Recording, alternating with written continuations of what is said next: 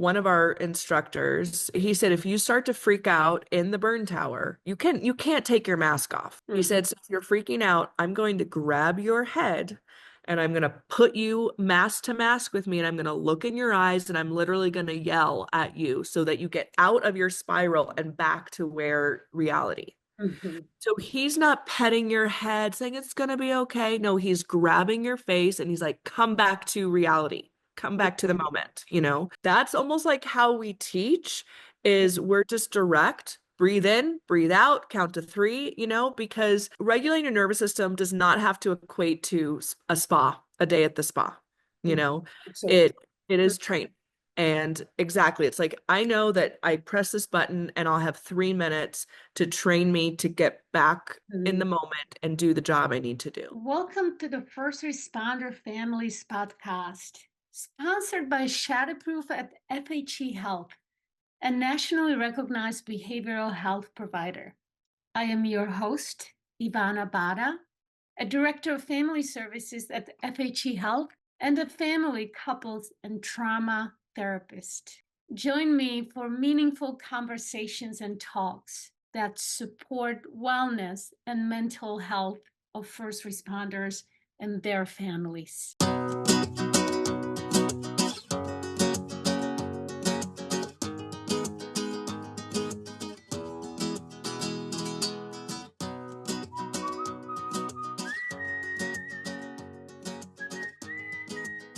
Hello, listeners of First Responder Families podcast. We are here with a new inspirational conversation, and I have here Olivia Mead, and she is, in my eyes, a pioneer in bringing yoga to first responders in spite of misconceptions about yoga.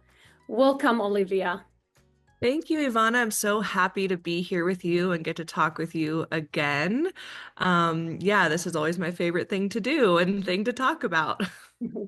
And listeners are for a great treat because listening to you, Olivia, always inspires me and just brings that passion to helping those who are in front lines. You know, it brings up alive in me as well. Oh, So, good. yeah. I can imagine that your journey in bringing yoga to first responders has not been free of obstacles. So Right. I wonder how it all began, like the aha moment when you realize that first responders need yoga, especially the original intention and what yoga can offer to people. Yeah, that's a great question. What immediately comes to mind are two moments. One I was not conscious of in the moment, and the other, I remember like, you know, like that aha. Ah. So the first thing that happened that probably I kind of realized several years later was something that changed something inside me was I was living in New York City when 9/11 happened. So I was there and I was going to school and I was going to school a block away from a fire station in Midtown Manhattan. And, you know, FDNY is New York's bravest, right? They're well known, you know, they know it too, especially in Midtown where all the theaters are, right? And so they always have the bay doors open. They're sitting on their trucks, they're taking pictures with the public, and it's all in an awesome way, you know. And so I would always walk by them to get to my school. And I was giving them high fives every day. They gave me a patch. Like we just saw each other every day. It was really cool. And you know, they did that for all of us as we walked by. And so 9/11 happened. And, you know, of course, I know this podcast isn't about this, but I will say that talk about resiliency, right? Talk about post-traumatic growth. That city and the people in the city like just became stronger because of it. And everyone loved each other on the streets. Like if you dropped your wallet, it wasn't stolen, it was given back to you. Like, you know, just beautiful things were happening. And I also thought I was going to die. Like that day, I was like, okay, this is hit number one. They're about to bomb the whole city, right? Like, and Mhm. of course, and back in that day, cell phones were just starting, so I could, and the towers were down, so I couldn't get anyone on my cell phone. I couldn't reach anyone via payphone, so I wasn't, I couldn't get a hold of anyone on my family. I thought, okay, the shoe's gonna drop, the other shoe's gonna drop, and I'm dead, and so Yeah. but also as the weeks went on, the love, So when we finally did go back to school, so I was supposed to start a week later. I don't think school was delayed. I can't recall, but I know the first few weeks were basically group therapy, for all of us. Mhm. But as I walked by that fire station that I always walk by, the people that I was high-fiving and saying hello to were now pictures on a sandwich board of those that were lost. Mhm. Mhm. And I also remember kind of looking at it, looking up, seeing a firefighter who wasn't lost in it and like gave him a hug. And, he gave me a hug and we just moved on. Yeah. So I think a seed was planted then that didn't come to fruition till later. And then later, I was living in Los Angeles. I had been teaching yoga for 10 years already in studios and gyms, and I was so sick of the commercialized yoga. I really wanted to teach its true lessons. And the feedback on my classes was, what outfit is she wearing? What playlist does she have? Do we like her playlist? And I was just so sick of, I was teaching yoga in Beverly Hills. Like it was probably the epitome of where that attitude's going to happen. And I was like, I gotta teach someone else, something else, And I wanted to focus on veterans and military because at that time the awareness of suicide and post-traumatic stress in that population was increasing, right? They were doing a better job of showing the population how much stress the military community has. So I went to a training so I could specialize in that. And then this is an important point, is that you can't just jump in and teach a population you have no understanding of the culture, or even if you do know the culture, how do I bring this particular piece to this culture, right? It requires Yeah. training, like anything that you're going to specialize in, right? That's why people get their master's and their doctorate. So I I continued my training to know more about post-traumatic stress, know more about military and the veteran population.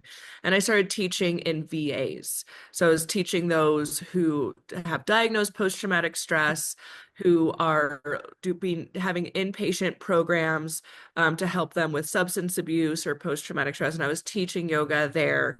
I was also teaching some active military as well. So the aha moment for first responders Mhm. was I was interning at a yoga magazine in Los Angeles, and the publisher asked me if I would do a piece on my work with veterans. So I was sitting in the car. I had this little 1996 Mazda Miata, and I'm sitting in my car, and I called my mom kind of talking to her about what am I going to do this piece about? This is one of my first big writing pieces, et cetera, et cetera. And at that moment, a fire truck went by, with lights and sirens. And I said to my mom, wait a second, there's a fire truck. Hold on, I can't hear you. And when the fire truck left, she's like, what about first responders? Why Uh-huh. don't you teach your work for first responders? And I was like, oh my God. I fell into the trap that we all fall into of I'll call 911 and they'll be there, they'll fix it, and then they'll leave. And I don't think about them again. And Mhm. that they're real people and that they have families. And I was like, oh my God, it was like this feeling of aha and also embarrassment that I like wasn't thinking about this population. And turns out no one else was either, because when I Googled yoga for first responders, because like, well, just like with veterans and military, I got to get trained, right? Yes. There Yes. was nothing. There was Yeah. nothing.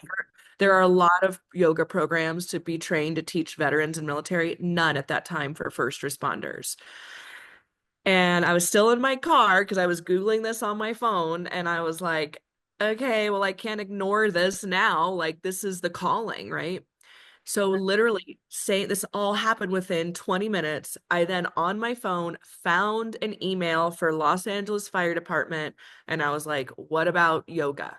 You know, Mm. drove home. By the time I got home, I had an email back from their behavioral health department saying, we've kind of wanted to do this, but we don't know how we're going to introduce Mhm. this what do you call it, stigmatized thing, yoga, Yeah. to this alpha population. And I was like, well, let me give me a try because I've been teaching vets and military. I also tend to teach very militant anyway. Um, so let me see what I can do. And so that was the beginning of this whole thing. Huh. It gives me chills, Olivia. Really, truly. Just all those different seeds planted, for you. Even you getting just the original certificate and love for yoga. I know that you were trained in India, and plus all these different things transpire that you are brave enough to go from Google search, where it gives you zero answers, to let me figure out how I can bring it to the toughest, the most high performance or active population that we know. Wow. Exactly, exactly. It was, I mean, I can't believe I was ballsy enough to do it. I'm like, wow, who was that? Okay, you know. But it No, was almost like a calling, you the know. It's calling like, is calling, yeah, like the purpose matched, your skills and your expertise and your willingness to learn about yeah, population, like first yeah. And it responders. it didn't feel like a choice of should I or should I not do this. It was just a yes, you Yeah. know. Yeah. So, how did you figure out to quote to quote like sell it, or get buy-ins from first responders? How do you get them to be interested in yoga? Yeah, so I would say nowadays the what I would always say is the science and the research, Mhm. right? I'm not going to BS anyone, and also the numbers don't lie. So if I'm telling you, look at all these studies that show this dramatic decrease in post-traumatic stress when you do not just yoga, yoga in general does it, our program does even more, and it's specifically for first responders. So Yeah. if I show that to someone and then they still say no, they have to sleep at night with that. You know Hmm. what I mean? That's their choice. Right. But what we're supplying is hard data and research that shows we have an answer to this problem. Hmm. So that nowadays, that's what I would say. Originally, back in the day before we had all this research, when I was still doing it LAFD and, I think it was my delivery, right? I wasn't coming in with malas and essential oils. And by the way, everyone, I'm not against those things personally. Hmm. I love oils. I love malas. I love all of that. I do my whole thing. But this isn't yoga for Olivia. This is yoga for first responders, right? And Yeah. also, all of those adjunct tools, right? All of those great supportive tools of the malas and the oils. Those are supportive tools. They are not yoga. And I want to make that clear, right? So if Hmm. you want to use a mala to count your repetitions, which is what it's for, by the way, mala beads are literally to be able to count repetitions of a phrase in your head. Hmm. It's a tool, right? It's not the yoga. Essential oil, flower essences, those are tools, they're not yoga. So I'm not putting them down, but I also need to not bring anything in that's going to distract us from the Right. purpose, right? So just want to make that clear that I'm not against those things, but it's Mhm. just not serving our purpose, right? So when they saw, and I told them, hey, we're not going to turn the lights off and, dance around. Like this is actual training. So it was my delivery. I told them why we were doing it, how we were doing it. And then it started to work for them, right? They started to feel it and then they started to talk. And that's when LAPD found out what we were doing and asked if I would come in and teach some stuff for them too. So the magic was the delivery was tactical and practical.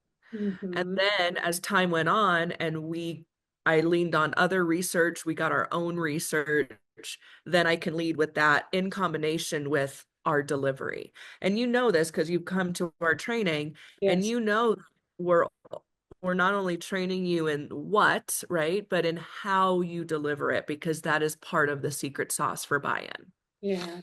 Yeah, exactly. Just so to really embody what is that true meaning for of yoga, not the Yeah. cultural misconception. And what is the true origin of yoga and what are Yeah. the misconceptions that Yeah, absolutely. So the authentic intention, the original intention, why this yoga training came to be was to master the mind, to have a training to master your mind and optimize the functioning of your entire system, your mind, body, and nervous system. Let's get this thing to its top level of functioning. And our most powerful tool, which is our mind, if it's not trained, it can turn against us. It's like having this giant a big dog or whatever that like if you don't train it it's going to be destructive, right? So we train it, and then it's the original population that used it was the warrior class because they needed to have there's only so much you can do with brute strength. After that there has to be an edge, and that edge is a mental and neurological edge. So at the end of the day, yoga is a mental and neurological training system. And we use the physical part to get into the mind and body. And the physical part does have benefit, we do get benefit physically, which of course is valuable. But what has happened through the years is that physical benefit took the stage, right? It was the shining star rather than the mental and neurological part. And that's kind of typical because this physical thing we can see, we can touch it, we can measure it, and it's what we identify with most easily, right? We identify with what we look like. And if I said, "Who are you?" you would say, "I'm a woman. I have brown hair. I have," you would literally describe yourself physically. And so that took the driver's seat, and the benefits physically started to go higher and higher on the priority list of practicing yoga. And then in the Western culture nowadays it's very commercialized, and all of accoutrement that goes with it, right? The pants and the mats and all that stuff, Yeah. and get a cute little body and all of this stuff, and Mhm. it's it sells. It's yoga is a billion-dollar, multi-billion-dollar business because they are selling to someone's ego. Yeah. And they're Yeah. not going to stop because it's what brings money in. Mhm. And then, of course, by moving your body, if you had no idea what yoga's for and you're going to these yoga studios and you're moving your body, of course you're going to feel good because moving your body Yeah. does feel good, right? And it does, it does make changes. So that's why people are like, yeah, yoga feels so good. They're only scratching the Yeah. surface, Yes. what could really, really, Mhm. so, um, th so the marketing is going to go to the folks who are going to pay money. And Mhm. when I ask, these are other people's words, not mine. When I ask them, who do you think yoga's for? You're not going to hurt my feelings. They'll say soccer moms, hippies, white Mhm. people, women with lots of money. And that's true because one yoga class is like $30 to $40, nowadays.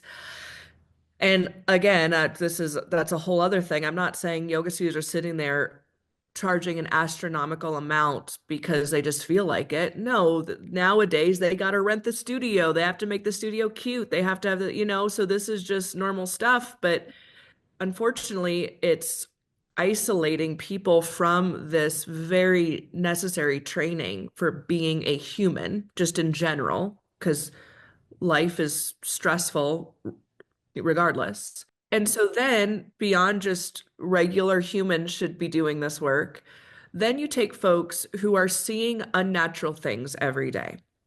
There are some people wired to be first responders, and thank God. Mhm. But you are not biologically or neurologically wired to see those things. It's not natural. And Agree. maybe you have the mindset to say, I'm going to step up and do it. I'm going to step up and work on saving lives. It's still not natural for your brain to see. And therefore, you, in order to survive, let alone thrive, Right. you must have additional training for this, the worst of the worst. I mean, Mhm. you can't go into that Right. profession without the additional training of the horribleness you're going to see. Absolutely. It's Mm-hmm. and that's why we're seeing all these horrible stress-based health issues, Yeah. you know? And Olivia, as you are sharing this, I imagine that because there is a missing piece of training of the for the first responders, then they'll find a way to FHE Health, for the Right. actually already like inpatient treatment of different symptoms, including Yeah, PTSD, substance use disorder, and what we are finding out that they have adapted to these supernatural conditions. They are not right, natural. They right. adapted, but it doesn't mean that they processed what they were Oh, right. adapting Yes. to, In right? fact, I might say they maladapted to them, Yeah, you even know? keyword word, they Right. think that they're adapted, but because of nervous system collapse, right? That they Yeah. they actually had to um get help. Yeah. Exactly. And here's the thing too about like, you know, the support on the other end, which you guys provide. And then what we're trying to do is proactive tools on before they have to come to you. Now, let's say it's still tough. So let's say they do take our training and they apply it. Mhm. It's still tough, right? But my hope is that when they have these tools and they have the neuroplasticity for resilience because they've consistently practiced the training we've offered, let's say they're like, you know what, I do need to go to FHE. This was too rough or whatever. Mhm. They'll be able to take use of what you guys do more efficiently and effectively and get back on the job and back, Yeah. thriving and post-traumatic growth. Yeah, Um, Olivia, and I see it also the other way. We are working hard, to let our patients and even families of our first responders to know that there is such a thing like yoga for first responders, and it's more than yeah, just yoga. It's right. your training of your mind to Yeah. process stress on day-to-day basis. Yeah, and it's never too late. So if you're hearing this and you're like, "Oh man, I'm at the end of my career. My partner's at the end of their career. Too bad they didn't have this." It is never too late to rewire your brain. You will start to feel the difference immediately. Yeah. And the other thing I want to make sure people really think of it as brushing your teeth. It's not like, oh, I'm going to hit up a yoga class, once a month or whatever. No, it has to be consistent. Now, consistency goes up and down and up and down, right? So, but if you just keep going towards it, so say you're on vacation and you don't do your yoga for a week, okay, that's fine. You've been so consistent before that, it carries through. Maybe you have a lot of time to do 45-minute classes every day for a week, but then the next day it's only 5 minutes of breath work. It doesn't matter as long as you keep practicing going back to it. So I want everyone to think of this as a new habit, a new training, not just, oh, let me jump in a yoga class. Yeah. Yeah. And I testify to it because since I took your training and using your online on demand, I Yes. Yeah. found the classes, between 45 minutes and 3 minutes. Yeah, Right. Yeah. I have two small children and I just sometimes don't have time, but I agree with you.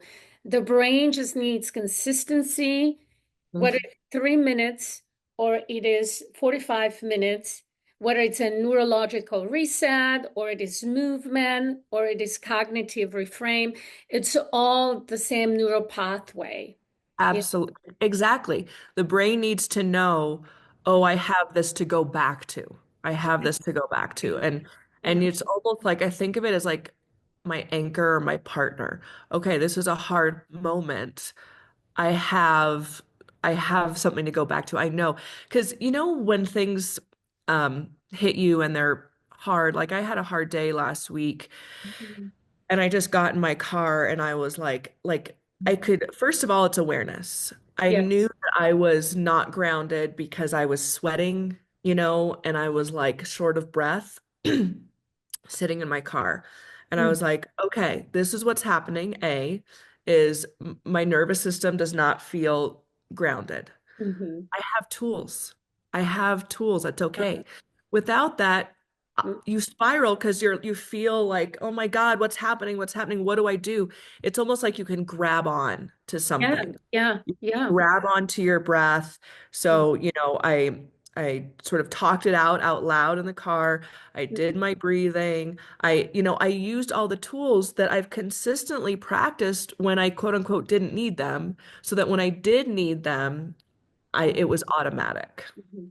Yeah, but perfectly described, like how consistency can really be a great resource in the time of crisis or, really intense dysregulation. Yeah. Yeah.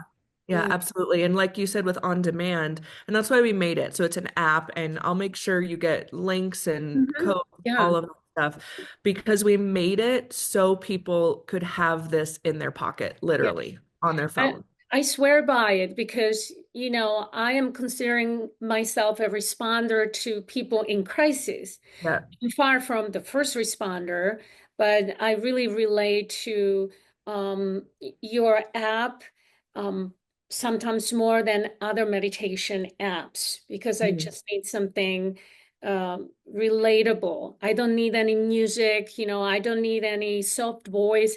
I just need to regulate my nervous system here and now. Hmm. And you know what? And everyone's different, but I'm like you where when I need support, I get annoyed by like soft voices and soft music because I'm like in a heightened state.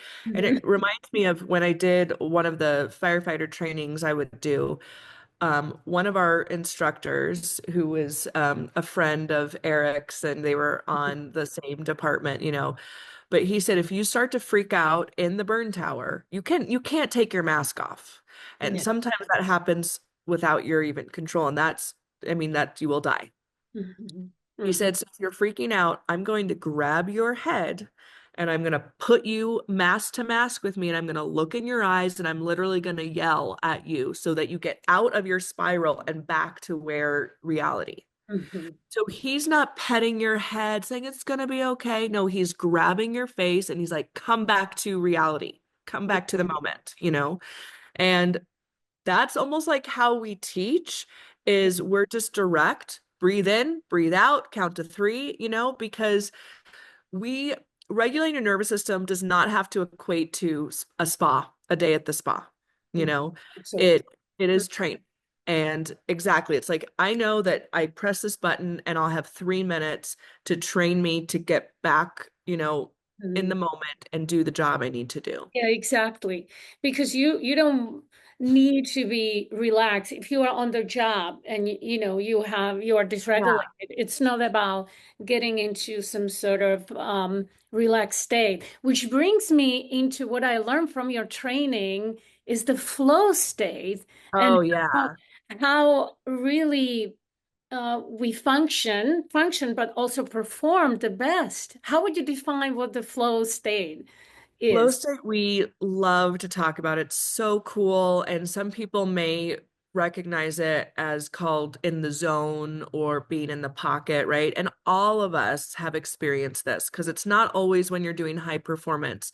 You could be talking to someone you love, and all of a sudden it's 3 hours later and you didn't even realize 3 hours went by, right? Yes. It's it's the ultimate state of mindfulness. So flow is not just a feeling being in flow in the zone is actually something that happens in the brain. Mm, It's you are performing at your highest level and it feels good and it feels easy. mhm. And so they started to, folks started to research flow state, how people get in it, what is required for it. And a couple things are true. There are four, like in the cycle of flow, there are four areas, right? And each of those areas are required in order to get into the flow state. Mm. So those areas, and you can think of this like if you sit down, people have to sit down and do homework or do work, right? You can kind of notice these parts of the cycle. So there's the struggle, right? Where it doesn't feel good. All right, I got to sit down and do this. I got to get into Yeah. it, right? Then there's the release where you kind of let go of resisting doing this hard work. And Mhm. that's what gets you into flow. Now, flow, although it feels good, it is taxing because you're working at a really high state. So Mhm. you love it, it feels great, but again, it is taxing. So you can only be in the flow state for a certain amount of time. I know for me that my flow state is about 3 hours because I'll hit a wall creatively Mm. and I'll be like, I'm done. What time is it? And it's literally 3 hours after I started, right? So I know that's my like sweet spot. And then the last part is recovery Mm. because taxing, you have to recover. You know, high performing athletes recover more than they are doing their high performance. You know, that's like a boop, like a stint, you know, someone who's doing a ski jump or whatever. Yeah.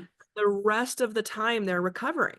I mean, you see this if you watch the Olympics, the divers, this or that, they do a dive and then they're in the pool and they're massaging and they're recovering from that. So, but normal society does not uh, promote recovery Yeah. Yeah, exactly. or Hmm. And that's and so yeah, go ahead. that's why also your protocol, your yoga for first responders protocol, uh, contains three ingredients, so three aspects, but the one is recovery. It's that Right. neural Yeah. reset. Right. Would you be kind to talk a little bit about those three ingredients and how it makes how it's really practical for the Yeah. first responder for work, but also for their life, Yeah, after. it's for everyone. We can apply all of this to any of us, you know. And so yeah, so basically, you know, another important thing to know about yoga is that it does improve your performance. And it does improve your performance because it is a training tool for flow. And that's not my words. Those are those who research flow, say flow or yoga is a flow inducing activity Mhm. because the flow state goes through the same cycle, or yoga goes through the same cycle as the flow state. And so our protocol is rooted in traditional hatha yoga. And traditional hatha yoga has the breath work, the Mhm. physical part, and then the recovery part. Now, in westernized yoga, the breath, if addressed at all, is minute. Your teacher might say, don't forget to breathe, which is insane because you're breathing regardless. Yeah. And the physical part takes 99% of the class. Mhm. And then the shavasana at the end that people do is like 2 minutes of just lie down. Okay. Now again, there's absolutely no benefit to that because after moving the body for so long, it's easier to rest and be still. So a lot of folks, you know, will maybe fall asleep or feel relaxed there, and that's awesome. But 2 minutes of just laying down without any direction for your nervous system is not as effective as it could be. So what we did is we made it a little bit more equal. You know, we took the pieces of the pie and evened them out a little bit more, where breath work is the foundation. Where I love we, it. yeah, we're manipulating our breath pattern the whole time. And then the physical part is just one of the next pillar. It's not necessarily the shining star, it's the next pillar. Mhm. And then the neuro reset is a guided tool. So some may call it meditation or whatever you want to call it, but here's the thing. To truly practice meditation, you need an object of focus. It's not just sit and close your eyes and clear your mind. That's impossible. It is saying, here's the focus, watch when your mind leaves the focus and bring it back. The practice of mindfulness and meditation is the practice of bringing the mind back when it wanders, because it will wander. So some traditional practices are watching a candle flame, just watching it and Mhm. observing it. Notice when your mind wanders back to the candle flame. Another one is repeating a phrase to yourself. Mhm. It's called mantra, which means mind tool. It is a tool to focus the mind, right? So that's why just laying down is fine, because laying down is chilling out. But to truly be in meditation and reset your nervous system, you need an object of focus. So we give um, techniques, counting down from a certain number, Mhm. um, thinking about this, like, wherever, whatever we do, we're giving you a technique Yeah. to focus the mind on something. So then you can notice if and when it wanders and you can bring it back. Yeah. And then we allow stillness at the end. So we are trying to really emphasize that cycle of flow within the yoga class. The opposite of flow is burnout. Okay. You cannot, when you are feeling compassion fatigue or burnout, it's because you are not getting the focus that you need to do in an intense situation, you Yeah. know? Yeah. Um, Hmm. it's you're showing up relaxed and not relaxed in the good way. You're showing up hypo vigilant, right? You cannot get the fire under your butt to Yeah. get in here. That's burnout. And so um, if you're experiencing burnout, the brain can't get into the flow state. And at the same time, it's not whoever is listening, whoever has experienced that, it's not completely your fault. It's Oh, none just, of this is yeah, your, yeah. no, absolutely not. And Like, you are just describing it that there is a solution, to this, and there's a prevention of burnout and yeah, yeah. amazing. I've hit burnout myself in my work, and now I've studied why and to prevent myself from doing that again. No, none of this is anyone's fault. This is normal ways for your system to work. This is typical. Nothing is wrong with you. This is what happens when you keep punching your nervous system in the face and not giving it time to recover, you know? Exactly. So everything, even post-traumatic stress is normal. That's why I try to avoid the disorder thing. I know what it means by a disorder, but I don't want anyone to think that it means something's wrong with them. You can call it injury, you can call it whatever. But post-traumatic stress, and I've learned this when I was kind of dealing with a traumatic thing in my life, and I was talking to an expert in the field, and they told me that the symptoms of post-traumatic stress that I was experiencing are the nervous system's way of putting shit back together, you know? Because so in my situation, I went through a divorce and a separation, and I was completely financially dependent on my ex-husband. And he kind of left out of nowhere and cut me out of my finances. Those are my basic needs, right? So the reason it was traumatic was I have no income personally at that time. So it's Maslow's hierarchy of needs. How am I going to eat, right? Taken away in an instant, and it punched my nervous system, right? And so I'm having all these typical post-traumatic stress symptoms. And it's cool because teach about this and I'm noticing it in myself. Like, whoa, I'm having horrible dreams and intrusive thoughts. I'm having panic attacks. I'm having all of these, symptoms. And so when I talked to her about it, she said, your nervous system is doing this to try to make sense. Like, let me think about this in a dream so I can try to subconsciously figure it out. My nervous system is over here. I got to get this piece and this piece. It's kind of like if something breaks in your house, right? You got to sweep it up. You got to get the glass up. You got to put this, you got to vacuum, right? Yeah. So, and that lasts about 6 to 8 weeks. Hmm. And and you can recover from it.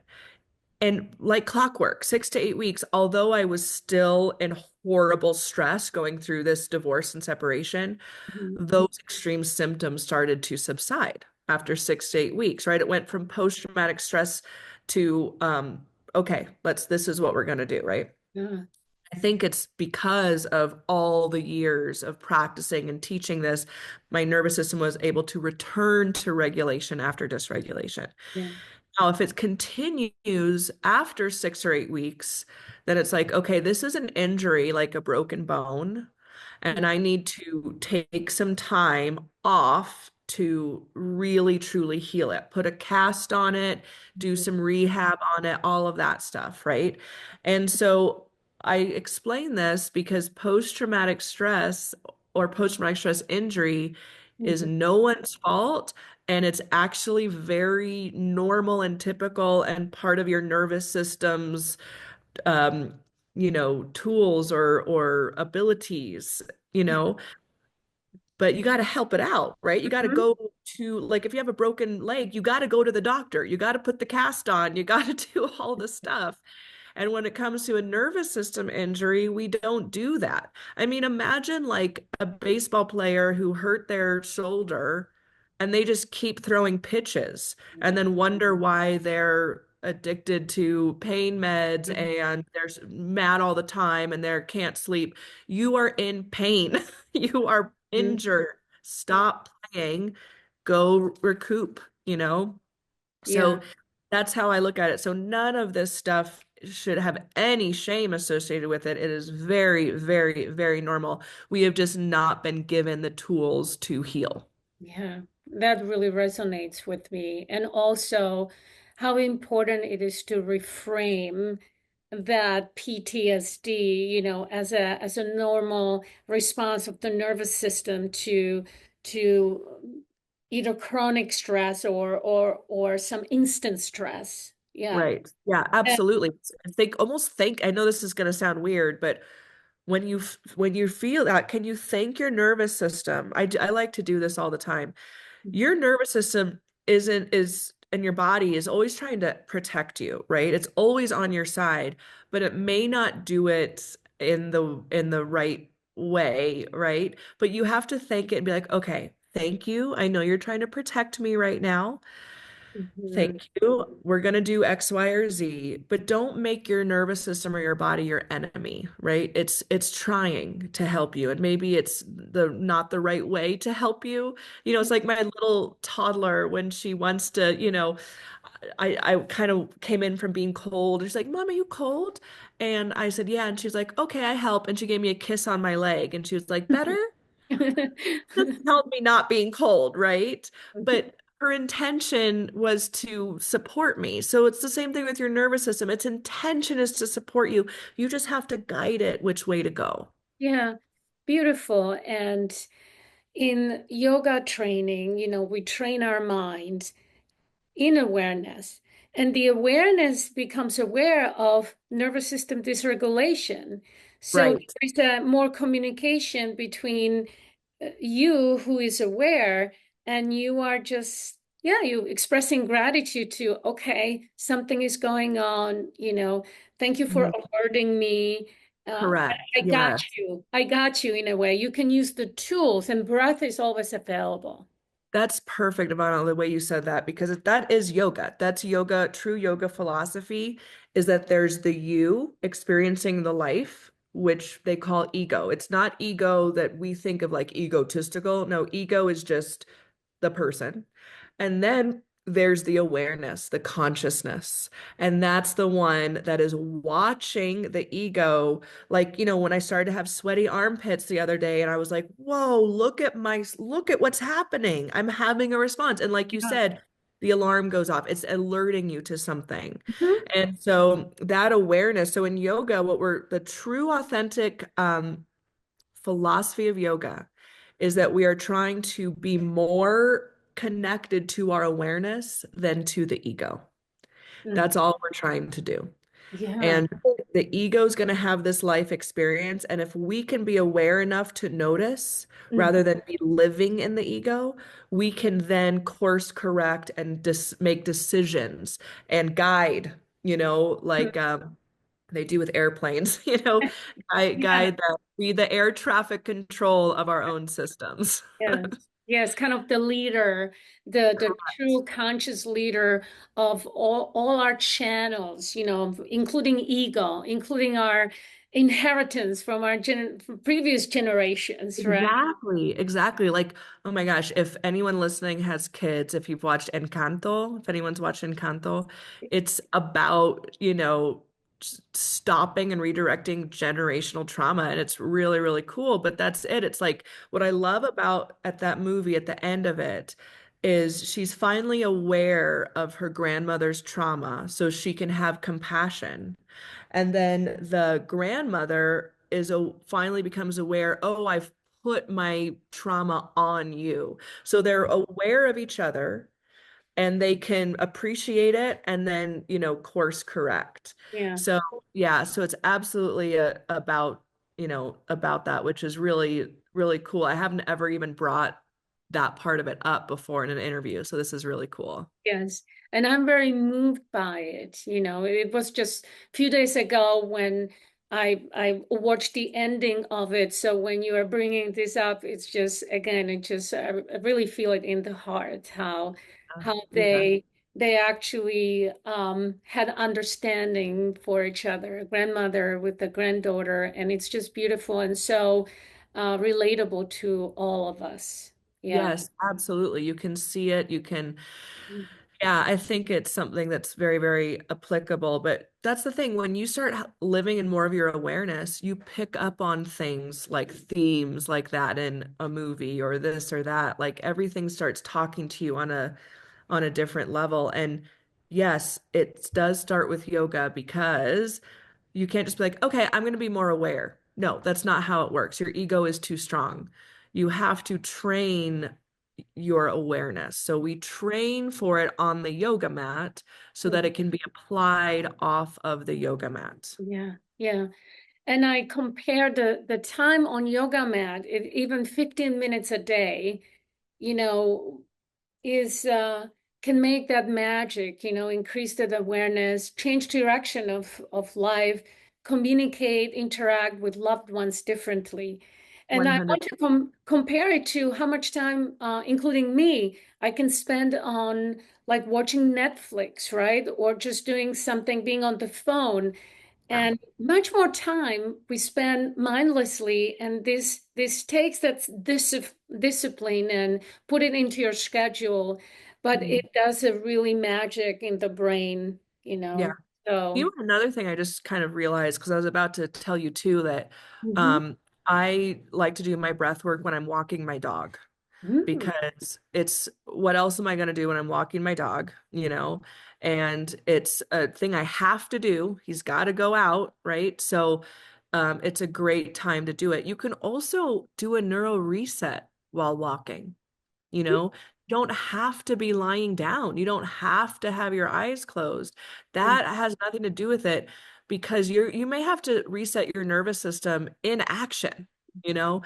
So it doesn't equate to you can do it lying down. That's totally great too, but try a neuro reset when you take your dog for a walk. Maybe even try it with the whole family. Yeah. If they all go for a walk, but you can apply it in different places like that. When I say practice on the yoga mat, I'm kind of talking theoretically or Yeah. call it like metaphorically Mhm. because your yoga mat could be walking your dog. Your yoga mat could be just sitting on your at your desk doing 3 minutes of moving your spine and breathing. So when I say yoga mat, I'm basically meaning training space. Yeah, that's wonderful, that's wonderful, yeah. And how I would like to land, if you don't mind, and we will probably have to do the whole episode just on it. Me as Yeah, a sure. Let's do yeah, it. as a relational therapist, Mhm. working with the couples for years, training in couples therapy, I have always been really drawn into understanding the couples. And no matter how much I'm trying to help the couple, to have a more connecting interaction, I always bump into one and only thing is, and that's when partner is dysregulated and only Mhm. depends on the other partner to regulate them, that doesn't go well for them. I don't know if I'm No. explaining it right. So in other words, research always goes that first the person has to be self-regulated in order to Right. actually create some safety and connection with the other person. Yeah, and Yeah. that's why we as couples therapists, we are sometimes obligated to refer a couple to separately to their individual Oh, therapy. Yeah. 100%. I mean, again, like you said, this could be a whole episode because I mean, this is kind of goes into that codependence thing too, is that a couple are two individuals. Yeah. Yeah. And so there we're dealing as an individual, you're dealing with so much of your own stuff. You can't take on the other person's stuff. You have to come together and then kind of move like this as life. And so step number one, whether for anything, there is not one thing that this is not true for. You must regulate yourself first. Mm, You cannot make a decision. Your brain, literally, and your coherence level is not in a place to make it. You will act impulsively. And that, again, that's not pointing a finger or putting anyone at fault. That is normal functioning. That when you are in an amygdala state, an amygdala hijack, when you are dysregulated, mm, you are meant to survive, which means it may not be logical to the situation, right? So you're just metaphorically throwing punches and mm, you don't know to who or to what. Just I just need to mhm, be alive. That's happening even if you're sitting in the safety of your office, right? If you're dysregulated, you are still in that survival mode. So I don't care what situation it's for, you must be regulated first. mhm, So, if both people in the couple have can recognize that, then the other person too can recognize when their partner is not regulated and this is not the time to approach them about whatever. exactly. Yeah. Hopefully they have the tools to regulate themselves, but it's like, okay, this is not the time to poke at or bring up, whatever. And that's when everyone loves to do it. Our egos love to, he's pissed off, I'm going to piss him off more. And that's what our egos like love. Yes. We can recognize dysregulation and give that space. And then if we feel dysregulated, step one is to regulate before Mhm. you do anything else. Don't even, same thing with children. If a toddler's having a tantrum, you don't try to explain crap to them at that point. Like they don't understand. They're literally in quite, fight or flight. They don't know what's going on. You have to regulate first before you teach the lesson, you know. Mhm. Yeah. So, when my daughter's upset over something that, whatever, is Mhm. I just hold her. I'm like, can I just hold you? And Mhm. we just breathe. And then when she's calm, we can deal with the situation. So there is not one time when regulation first is not true. Mhm. That's a beautiful landing, Olivia. There is really no one can dispute it. I Yeah, 100% agree. And which leads me to really recognize you and honor you for not only this organization like Yoga for First Responders, but for the movement you're bringing to those who are really experiencing the highest stress at their workplace. And then on the top of it, they have just day-to-day human stress. that's the thing. I can't even imagine because life is stressful enough, Excel. and so I think it's the recognition of that and being like, can we all just admit like, hey, I have a really high stress job no matter how tr much I try to fluff it off or whatever, and that means that I need to do this X training, so I need the time to do it. Can we just talk and say that? Like I finally have to admit to people like at a certain point, I get overwhelmed with what I have to do or with people. And I literally tell my husband, I need a day at home to Mhm. just ground myself. And I felt bad about that at first, right? Like I feel bad, like why? I even said to Eric, my husband, a former firefighter, I said, why am I the one that has to always, like work on my mental health? You just power through.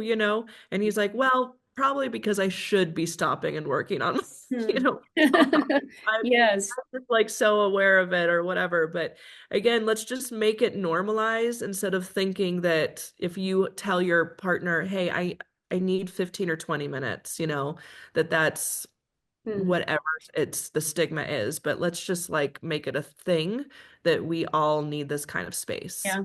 And how do you think is to actually do it first time and realizing that this is the way and it is normal. It's Yeah. supposed to be that way. Yeah. Yes, exactly. This is totally normal, everyone. No one's a weirdo here, okay? Like let's Yes. just correct the problem, Mhm. which is adding the brushing the teeth, right? Like adding the hygiene to the nervous system, just like we take showers and brush our teeth. It's neurological hygiene. Just add that to the habit list. Mhm. Yeah.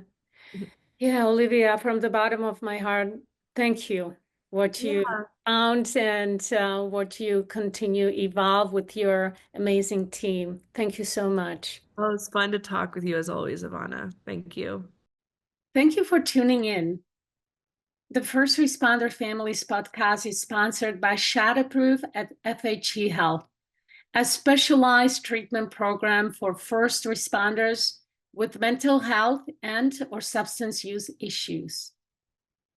For more information about our show and our services, check out fhehealth.com.